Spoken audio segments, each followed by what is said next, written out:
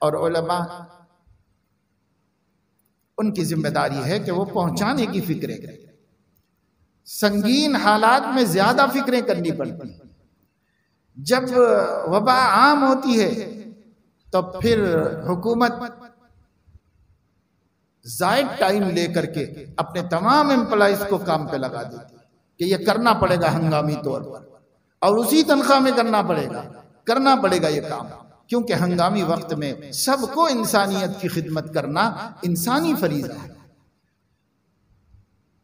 اسی طریقے سے یہ ہنگامی وقت ہے، جہالت عام ہو گئی ہے، مسلمان اپنے نبی سے بے خبر ہیں، اپنے نبی کی سیرت سے ناواقف ہیں، اپنے نبی پر لگائی جانے والی تہمتوں کو تہمت ہی سمجھ رہے ہیں. ان مسلمانوں کے سامنے اپنا دین آنا ضروری ہے، علم آنا ضروری ہے. اور جب مسلمانوں کو معلوم ہوگا تو خود بخود غیروں کو بھی معلوم ہوگا. دیکھیے آج سے 50 سال پہلے کوئی ایسی بات بولنے کی ہمت نہیں کرتا تھا.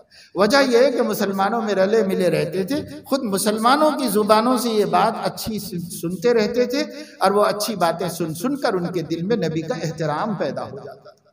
اور اس وجہ سے وہ لوگ چاہے ایمان نہ لاویں لیکن بے احترامی اور گستاخی نہیں کرتے تھے. مگر اب ہم ہی نہیں جانتے نا، تو ہم ہی نہیں جانتے تو دوسروں تک کیا پہنچا سکتے، دوسروں کے سامنے کیا بات آ سکتی. اس وجہ سے اس کی بہت ضرورت ہے. اس وجہ سے آج آپ کے سامنے اس عنوان پر بات کی کہ نبی صلی اللہ علیہ وسلم کی جو حدیث سنائی کہ 1 سال کا ٹائم دیا حضور نے، 1 سال میں سکھا لو اپنے قبیلے کو دین، اللہ کا دین سکھا لو 1 سال. اس سے پتا چلا کہ 1 سال بہت کافی ہے اگر ہم تھوڑی سی فکر کریں، ٹائم نکالیں. اپنی مصروفیات ختم مت کرو.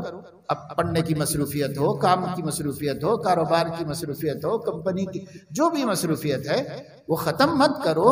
ان مصروفیتوں میں بہت سا وقت ہمارے پاس فضول جا رہا ہے.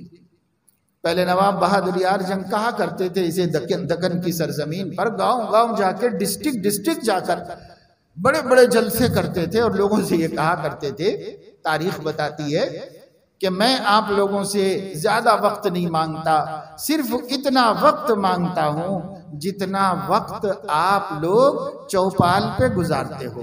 یعنی گھر کے سامنے، پہلے ہر گھر کے سامنے چبوترا ہوتا تھا، لوگ بیٹھتے تھے بیکار آپس میں باتیں کرنے کے لیے، محلے کے لوگ دوست ساتھی بیٹھے رہتے تھے. کہ جتنا ٹائم تمہارا چوپال پہ گزر رہا ہے، چبوتروں پر گزر رہا ہے، بس اتنا ٹائم مجھے دے دو، اللہ کے نبی کے دین کو زندہ کر کے دکھا دیں گے. اتنا ہی ٹائم دو، اس سے زیادہ نہیں مانگ رہا ہوں میں آپ لوگوں سے. اب ہم کہتے ہیں کہ جتنا وقت آپ کا موبائل کی لغویات میں گزر رہا ہے اتنا دے دو اسلام کو، انشاءاللہ آپ ہی کے ذریعے اللہ پوری دنیا میں اپنے اسلام کو چمکا کے دکھا دے گا.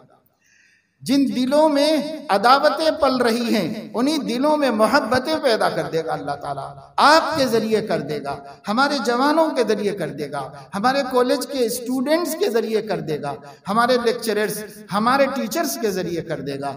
اگر اتنا وقت اسلام کو دے دیں اور اسلام سیکھنے کے لیے وقت نکال لیں، وقف کر لیں، انشاءاللہ آپ کے ذریعے جو آج نبی کو برا بھلا کہہ رہے ہیں نبی کے قدموں میں ہوں گے اور ان کی عزت و احترام میں شاید ہم سے بھی آگے نکل جائے. کیونکہ جن کو دیر سے نعمت ملتی ہے وہ بہت تیزی سے آگے بڑھتے ہیں.